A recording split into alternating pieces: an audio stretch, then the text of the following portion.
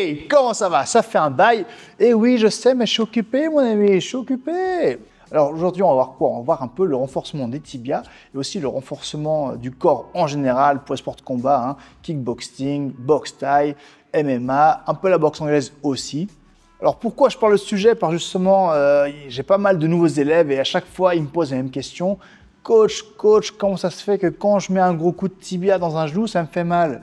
Comment ça se fait que quand je mets un gros shoot dans un coude, ça me fait mal aussi?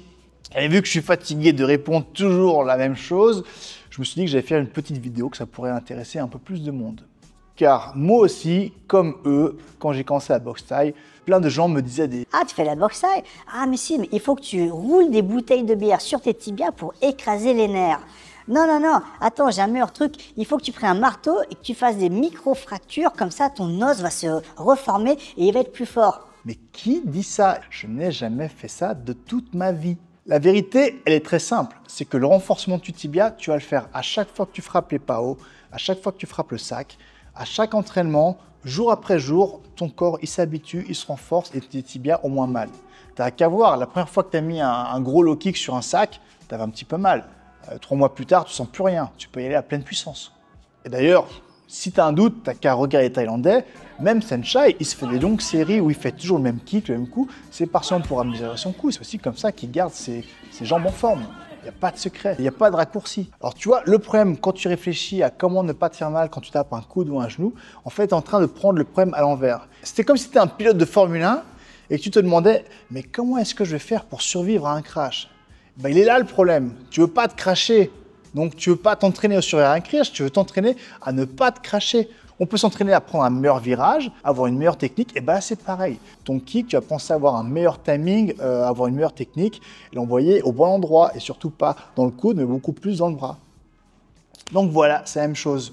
Parce qu'au final, la douleur, elle est importante. Elle est là pour te dire qu'il y a un truc qu'il ne faut pas faire, qu'il faut arrêter de faire.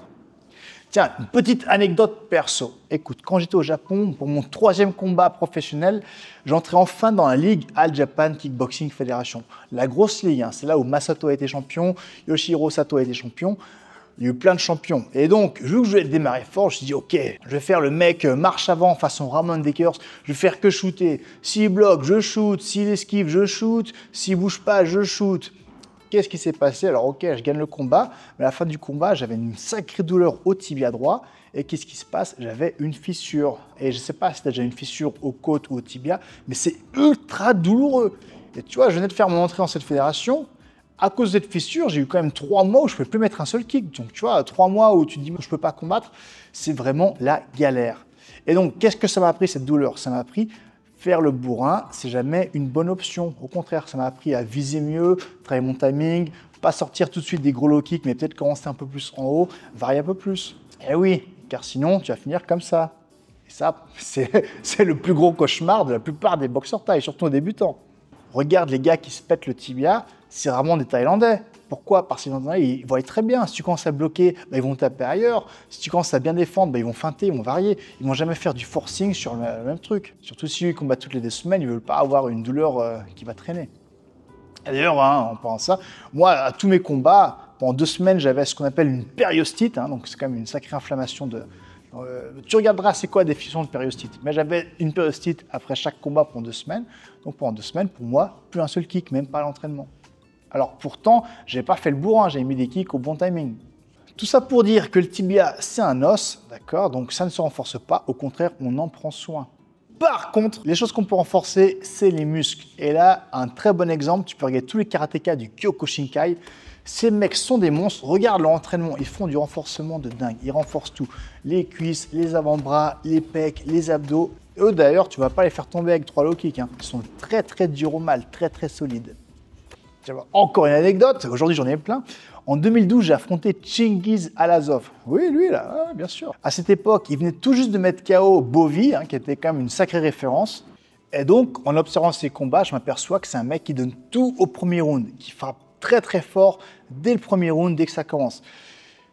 Et moi, je me suis dit, bah écoute, pas question que je me fasse couche au premier round. Donc qu'est-ce que j'ai fait? Donc, dans le club où j'étais, j'ai demandé au mec le plus lourd de la salle, salut Walid, de me frapper très fort tous les jours à la fin de l'entraînement, de me faire des séries de frappes dans le bide, dans les abdos, juste pour m'entraîner à encaisser plus au niveau du corps. Je te donne en 1000, qu'est-ce qui s'est passé? Au premier round, il a tout donné, il a des frappes très très fortes. Il y en a qui sont bien passés d'ailleurs, mais ça m'a pas du tout phasé, ça m'a pas du tout mis dans le rouge, ça m'a pas fait plus mal qu'un low kick, on dirait.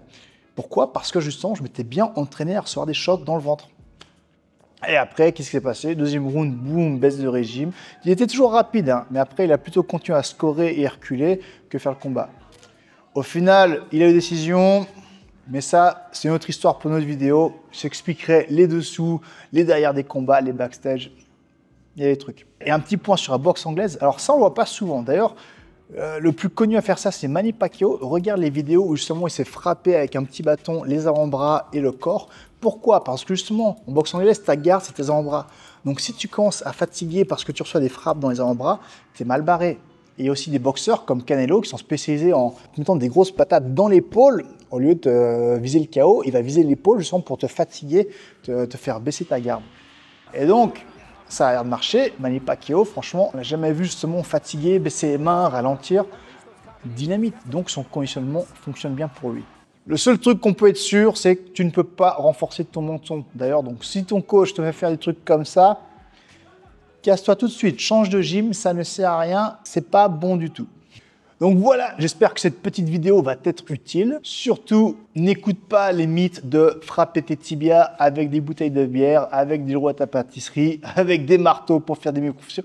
N'écoute pas. Ou si quelqu'un dit ça, demande-lui combien de fois il a été champion du monde. Voilà, moi j'étais 2 fois champion du monde, j'ai jamais fait ça. Je me suis entraîné avec des mecs, des Thaïlandais qui ont 300 combats, ils n'ont jamais fait ça. Donc ne les écoute pas. Retourne frapper le sac, faire les séries au sac, des répétitions, des middle. Ça va bien se passer.